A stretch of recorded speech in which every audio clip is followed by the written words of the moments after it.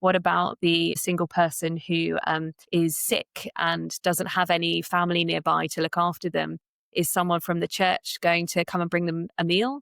Often this happens when, people have a baby, there's a little meal train or something that's organized, but does this happen for single people when they're unwell or when they're going through a difficult time? So it's thinking about some of those things, and actually how can we look beyond what has become the culture, and how can we actually go back to what the family of God really should be? I do think we have, as a society, devolved a lot of that responsibility either to the government, we think they'll get some benefits or something, or we've devolved it to nuclear families, and the church has sort of stepped away because we think, well, somebody else will. But it's the difference between having a service or having a benefit and having people who care, and that it feels totally different. It feels very different when somebody cooks you a meal to somebody giving you some money to buy food. It's just a totally different experience. And so how does the church step into that caring? I think you're totally right.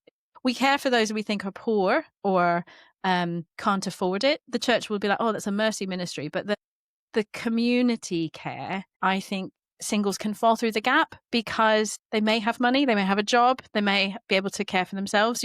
So it doesn't quite qualify. So yeah, I think churches need to think broader and wider.